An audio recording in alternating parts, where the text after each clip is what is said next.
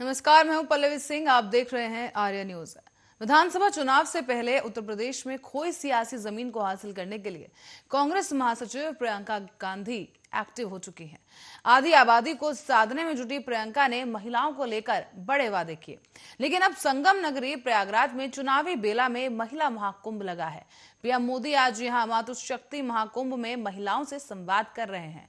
साथ ही 1000 करोड़ रुपए की सौगात भी प्रधानमंत्री देंगे। कार्यक्रम के लिए 2.5 लाख महिलाएं प्रयागराज में जुट चुकी हैं और आज संगम तट पर पीएम मोदी महिलाओं को स्वरोजगार और स्वावलंबन का गुरु मंत्र देंगे। फोकस तो किसानों पर भी है, जहां जगह जगह एलईडी स्क्रीन लगाई गई हैं और होर्डिंग्स भी लगाए गए हैं। महिलाओं को खास एहसास कराने के लिए महिलाओं के नाम पर स्वागत द्वार भी बनाए गए। न सिर्फ भाजपा बल्कि कांग्रेस और सपा भी महिला वोटर्स को साधने की तैयारियों में जुटी हुई है और पुरजोर कोशिश की जा रही है महिलाओं को अपने पाले में लाने के लिए। पर चुनाव के मद्देनजर आखिर महिला वोटर्स पर ही इतना बल क्यों? क्या महिलाओं पर ही टिका है उत्तर प्रदेश विधानसभा चुनाव का भविष्य? चक्रव्यूह में आज इसी पर चर्चा करेंगे, लेकिन उससे पहले सुनिए पीएम के कार्यक्रम को लेकर प्रियंका गांधी ने क्या कहा।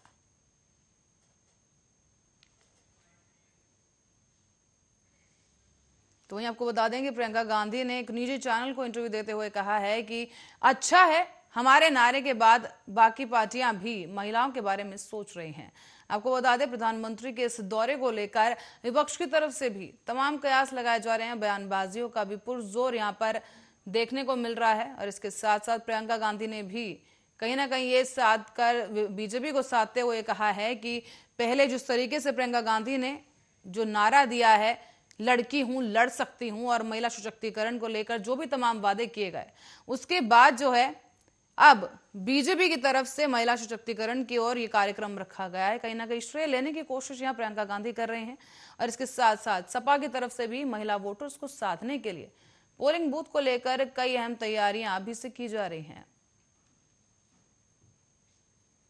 तो वहीं आपको बता दें कि फिलहाल प्रधानमंत्री नरेंद्र मोदी प्रयागराज में मौजूद हैं। वो आ चुके हैं कार्यक्रम में शिरकत करने के लिए। महिला वोटर्स के साथ जो है साधने की ये कोशिश बीजेपी की तरफ से की गई है। साथ ही आपको बता दें कि चुनाव आते ही अब महिलाओं को लेकर केंद्रित किया गया है, क्योंकि महिलाओं जो महिला मतदाता है उनका अगर प्रतिशत देखा जाए तो पुरुष वोटर से ज्यादा महिला मतदाताओं का प्रतिशत देखा जा रहा है। इसी को लेकर अब जो ये आधी जनसंख्या है उस पर पूरी ताकत यहां पर झोंकी जा रही है, चाहे वो भाजपा हो, सपा हो या फिर कांग्रेस हो।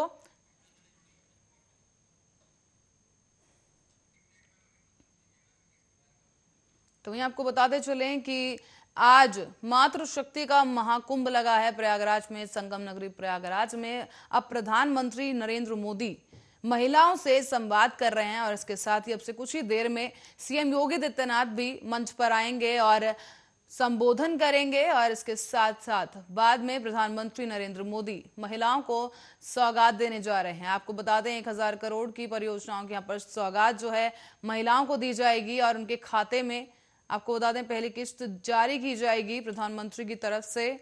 और आज एक बड़ा मातृ शक्ति महाकुंभ लगने जा रहा है, जिसको लेकर अब जो है 2.5 लाख महिलाएं जो है यहाँ पर जुट चुकी हैं। उत्तर प्रदेश के 75 जिलों से महिलाओं को बस में बैठाकर यहाँ पर लाया गया है प्रयागराज में और यहाँ पर अब प्रधानमंत्री अब से कुछ ही देर में महिलाओं को संबोधित करेंगे और इसके साथ ही महिलाओं के खातों में पैसे जाएंगे, राशि जाएगी। और इसके साथ साथ बड़ा सवाल इस वक्त का ये बन रहा है कि महिलाओं को साधते हुए जिस तरीके से सभी पार्टियां अपना दमखम झोंक रही हैं और महिला वोटर्स को अपने खाते में लाने की कोशिश यहां पर की जा रही है, आखिर महिलाओं का साथ वो किसे मिलेगा? महिलाओं का आशीर्वाद किस पार्टी पर होगा?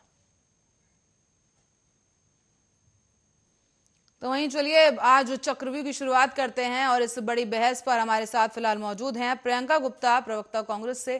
प्रियंका गुप्ता जी, बहुत बहुत स्वागत आपका आर्य न्यूज पर। Thank you. तो लड़की हूं, लड़ सकती हूं, एक दमदार नारा प्रियंका गांधी की तरफ से यहाँ पर दिया गया। पूरा ध्यान जो है इस वक्त महिलाओं पर केंद्रित है और अब भाजपा की तरफ से भी महिलाओं को साधने के लिए एक बड़ा भव्य कार्यक्रम यहाँ पर रखा गया है। क्या कुछ कहेंगे आप? देखिए, सिर्फ इतना कहना चाहूंगी कि जिस तरह भारतीय राजनीति में एक नया आयाम सेट कर दिया गया है प्रियंका गांधी जी के द्वारा, उन्होंने जिस तरह महिलाओं की राजनीति में भागीदारी सुनिश्चित करने का संकल्प लिया है, वो अभूतपूर्व भी है, साथ में महिला उत्थान और महिला सशक्तिकरण की दिशा में एक ऐतिहासिक कदम भी है। दूसरी चीज मैं ये कहना चाहूंगी, चलिए प्रधानमंत्री जी को अपने 7.5 साल के कार्यकाल में ये तो याद आया कि देश में महिलाएं भी हैं, जो 50% जो है आबादी है इस देश की। आज पहली बार उन्हें सोचने पर मजबूर किया है तो माननीय प्रियंका गांधी जी ने, क्योंकि उनका जो पूरा पूरा कैंपेन है, पूरा चुनाव है, वो इसी मुद्दे पर है कि महिलाओं की भागीदारी राजनीति में सुनिश्चित की जाए। उन्हें 40% टिकट देने का वादा किया है। मैं सिर्फ इतना पूछना चाहती हूँ, अगर भारतीय जनता पार्टी भी महिलाओं के उत्थान की बात करती है तो क्यों नहीं रिजर्वेशन देती है, क्यों नहीं महिलाओं को आगे बढ़ाने के लिए वो राजनीति में उनकी दावेदारी प्रस्तुत करती है और उनके लिए आरक्षण प्रस्तुत करती है। ये एक बहुत बड़ा सवाल है जी, जो बड़ी आज अजीब प्रियंका बात है गांधी कि जी ने चुनाव खड़ा कर आते दिया ही, है। प्रियंका जी, अजीब बात है कि चुनाव आते ही महिलाओं पर ही राजनीति इस वक्त केंद्रित हो गई है और तभी सारे वादे और दावे सब याद आते हैं, भाषण याद आते ये हैं। पहली बार हो रहा है, मैं समझती हूँ कि ये भारतीय राजनीति में पहली बार हो रहा है कि महिलाओं पर पूरी राजनीति केंद्रित हो रही है, चाहे वो सरकार में सत्ता में बैठे लोग हों या विपक्ष में बैठे लोग हैं। आज सभी मजबूर हैं कि महिलाओं के लिए वो घोषणाएं करें, महिलाओं को वो जो है भागीदारी उनकी राजनीति में सुनिश्चित करें, उनके लिए जो है जितनी भी घोषणाएं कर सकते हैं वो घोषणाएं करें, क्योंकि आज जिम्मेदारी बनती है। देश की आधी आबादी सशक्त हो चुकी है और उस सशक्तिकरण की दिशा में उसे राजनीतिक भी भागीदारी चाहिए, साथ में उसकी आर्थिक, सामाजिक और राजनीतिक तीनों तरह से उसका उत्थान अगर ऐसा होना है तो चाहिए। बेहद इस बात की दुखद लड़ाई है है। प्रियंका जी, अगर ऐसा है तो बेहद दुखद है कि चुनाव आए हैं तो अभी सबको याद आया, क्योंकि महिलाओं की भागीदारी इस वक्त जरूरी हो गई देखिए, है। ये ये तो कब भारतीय से होना जनता चाहिए पार्टी था। की महिला देखिए सशक्तिकरण की बात भारतीय जिस तरह से जनता पार्टियां पार्टी की करती ये हैं। मनोदशा है। ये भारतीय जनता पार्टी की मनोदशा है और ये उनका महिला विरोधी आचरण है, जिसको आप देख सकती हैं कि आज प्रियंका गांधी जी के आह्वान पर उन्हें महिलाएं नजर आई, वरना अभी तक उनकी मन की बात में कहीं महिलाओं का कोई जिक्र नहीं था, ना ही उन्होंने कोई घोषणा ऐसी की जो महिलाओं के लिए। आप देखिए किस तरह से लॉकडाउन हो गया और महिलाओं के सामने एक घर खर्च की बड़ी समस्या थी, तब उन्होंने महिलाओं के बारे में नहीं सोचा।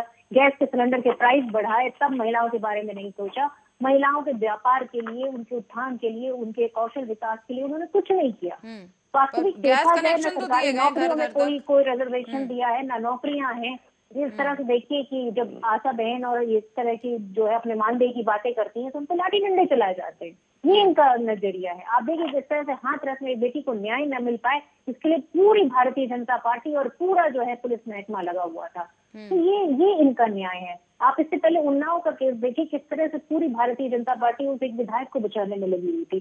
चिन्मयानंद का केस देख लीजिए। इन सारे केसेस से आपको साफ पता चल जाएगा इनके जो उत्तराखंड के मुख्यमंत्री थे उन्होंने किस तरह से महिलाओं पर बयान दिया। तो ये महिला विरोधी सोच है, क्योंकि भारतीय जनता पार्टी ने आज तक कोई भी प्रियंका जी, क्योंकि अब आपने नहीं महिला विरोधी सोच का जिक्र किया है, अभी हाल ही में आप ही के विधायक थे ना जिन्होंने बयान दिया था महिलाओं और रेप को लेकर, क्या था वो देखिए, मैं बयान? सिर्फ इतना कहना चाहूंगी, उस समय वहां पर स्पीकर महोदय भी बैठे हुए थे जो उसका मजाक उड़ा रहे थे, जो हंस रहे उनके थे। बारे में बात कर लेंगे, लेकिन कांग्रेस की तरफ से क्या कुछ एक्शन उसका हुआ? तत्काल कांग्रेस विरोध की होना तरफ से चाहिए क्या था। कुछ एक्शन कांग्रेस हुआ पार्टी सिवाय ने एक विरोध ट्वीट के? किया।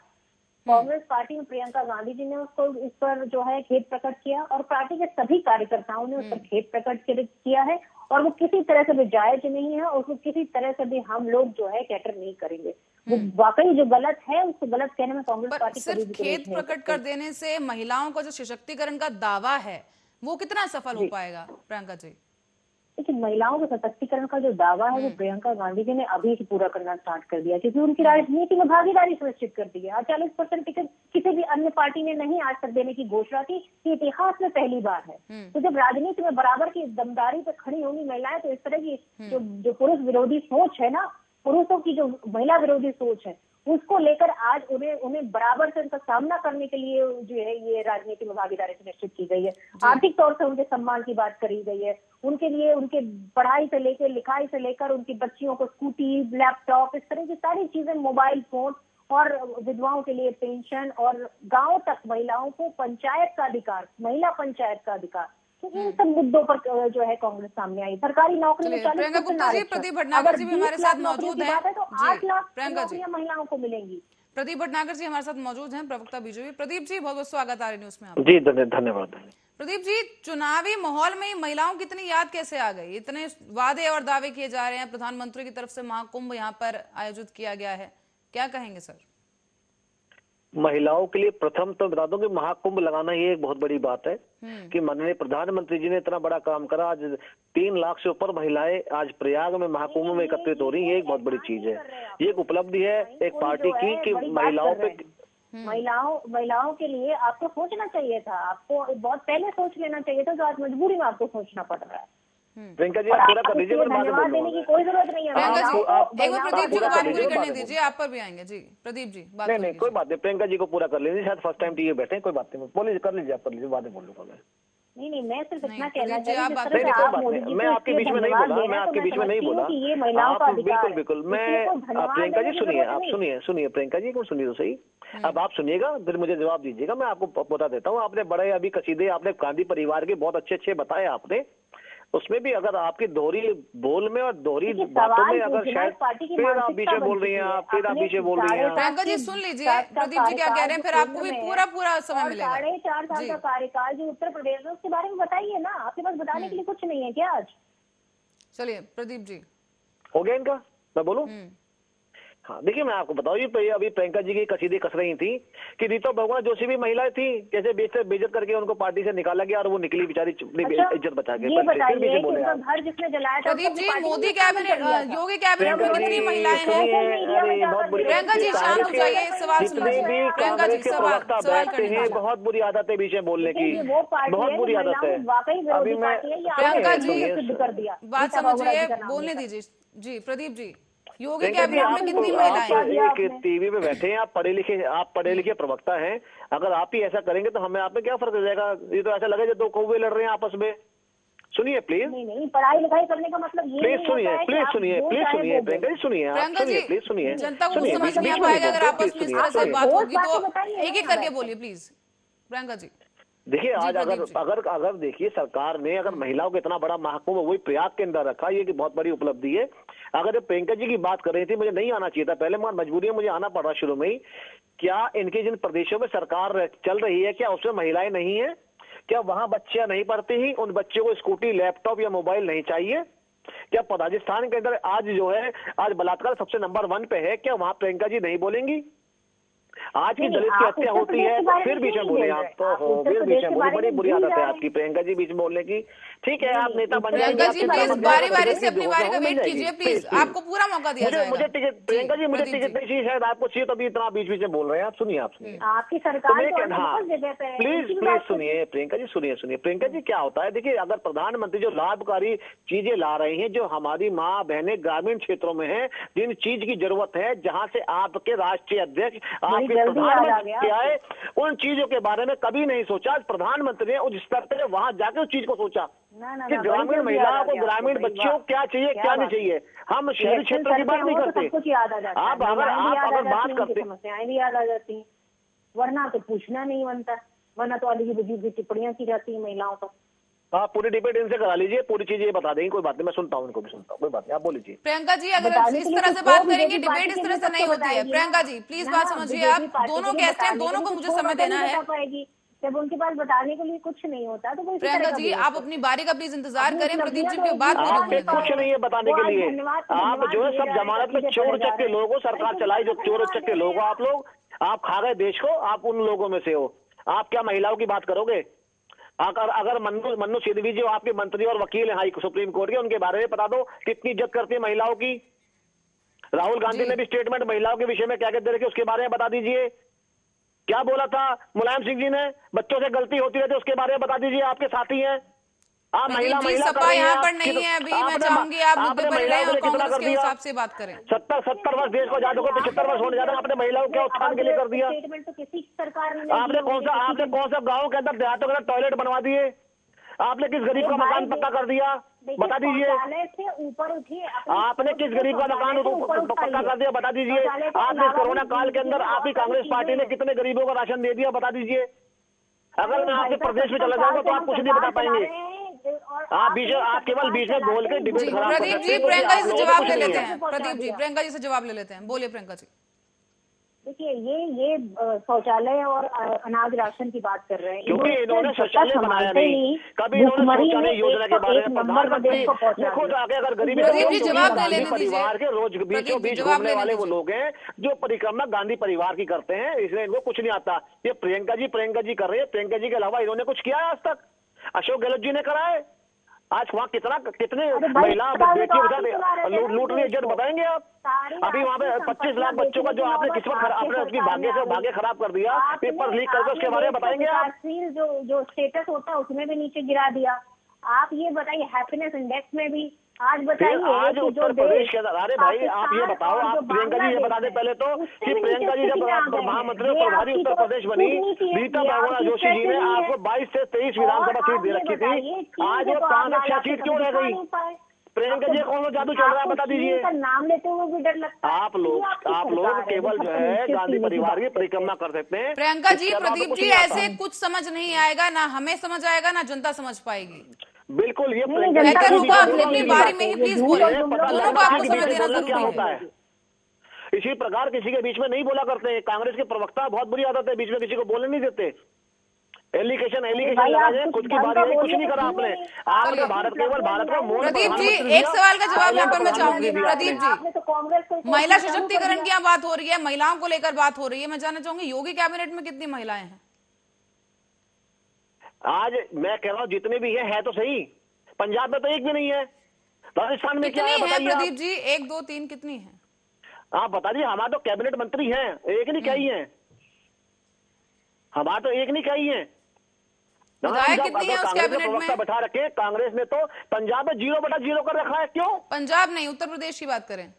जी कर तो रहा हूँ, आप बिल्कुल उत्तर प्रदेश की बात कर रहे हैं। ये पंजाब की प्रवक्ता इतना बता रही है, बता दीजिए पंजाब के अंदर क्या चल रहा है। आज जैसा एक आदमी आया है जो सवाल मत घुमाइए। कर्नाटक में भी बीजेपी के ही थे ना वो स्पीकर जो बैठे हुए थे वहां पर, और वो हंस रहे थे विश्वेश्वर जी, उन पर क्या कुछ एक्शन लिया गया? क्या कुछ एक्शन लिया गया? इतने संवेदनशील शब्द का, मुद्दे का उन्होंने इस तरह से मजाक उड़ाया वहां पर। मुझे ये बताइए इन्होंने अपने विधायक के साथ क्या करा? रोष प्रकट करने के बाद उन्होंने कितना गंदा स्टेटमेंट दिया कि जो सुनने में भी छींटाकशी से कोई समाधान नहीं निकलता। बीजेपी की तरफ से क्या कुछ कार्रवाई हुई, मैं ये जानना चाहती हूँ। जनता का भरोसा बीजेपी के साथ है फिलहाल ना, सत्ता में बीजेपी की सरकार है। देखिए बीजेपी कर्नाटक सरकार के अंदर इसका निंदा प्रस्ताव लाई और इसने स्पीकर को भी निंदा प्रस्ताव में रखा और उसने खुद लिखे थे माफी मांगी, मगर इन्होंने विधायक ने अभी तक कुछ नहीं करा। इन्होंने ना अभी तक राहुल जी का प्रियंका जी अब जवाब दीजिए कि कांग्रेस की तरफ से क्या तीखी प्रतिक्रिया हुई इस पर? इतना बड़ा जो विवाद यहाँ पर हो गया है। आप कोई ट्वीट नहीं करेंगे राहुल जी।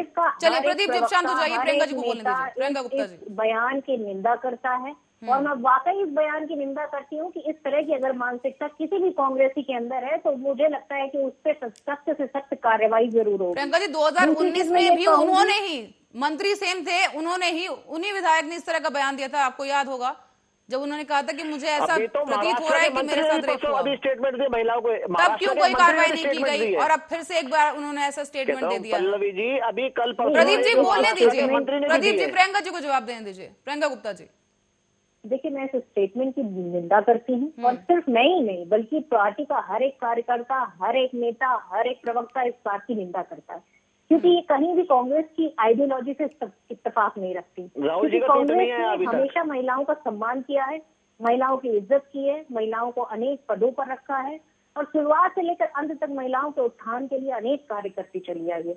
आज भी प्रियंका गांधी जी जो सिर्फ और सिर्फ महिलाओं की बात कर रही है क्योंकि उन्होंने उत्तर प्रदेश की महिलाओं को करीब से जाना और समझा है, उनकी समस्याओं को सुना है, उसके बाद में इस तय तक पहुंची है कि महिलाओं का मुद्दा अत्यंत जो है संवेदनशील मुद्दा है और किस तरह से उत्तर प्रदेश में महिलाओं की आवाज को दबाई जा रही है।